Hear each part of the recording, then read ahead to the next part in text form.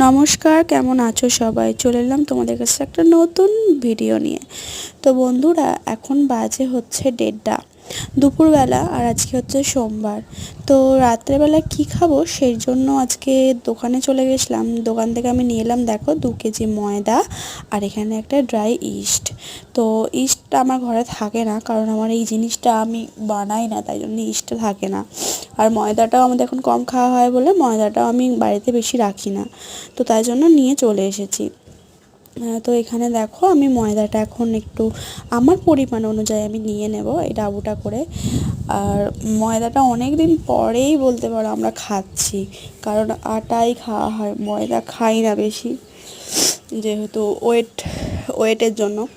তো যাই হোক, এই যে ময়দাটা নিয়ে নিলাম, আর এখানে দেখো ইস্ট দিয়ে দিচ্ছি আমার পরিমাণ অনুযায়ী, তোমরা চামচে করেও দিতে পারো।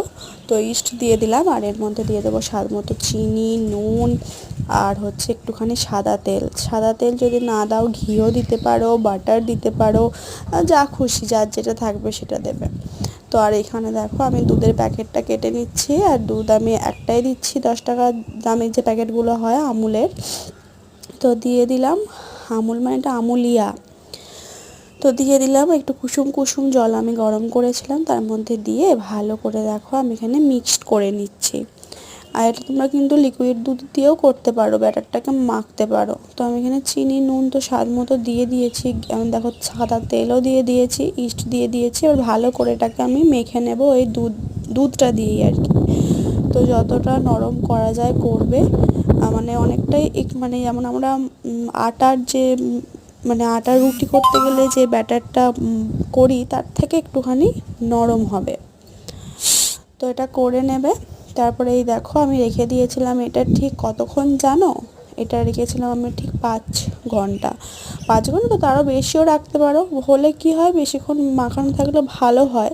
কি সুন্দর জালি জালি হয়ে গেছে দেখতেই পেলে। তো তারপরে দেখো, আমার এখানে লেচিগুলো আমি কেটে নিয়েছি, আর অনেকক্ষণ মাখানো ছিল বলে না খুব সফট হয়েছে। এগুলো দিয়ে কিন্তু তুমি এই ব্যাটারটা দিয়েই কিন্তু তুমি পাউরুটিও বানিয়ে নিতে পারবে চুলার মধ্যে। তো এই দেখো কত সুন্দর একদম গোল গোল ফুলকো ফুলকো হচ্ছে, আমার তো বেশ ভালো লেগেছিল। আর ভেতরে একটুও কিন্তু তেল ঢোকেনি বন্ধুরা, এত সুন্দর হয়েছিল। আমি কিন্তু বিয়ের পরে একবার করেছিলাম, তারপর আর কখনোই করে খাওয়া হয়নি, তারপরে এই আবার অনেক দিন পরে করলাম।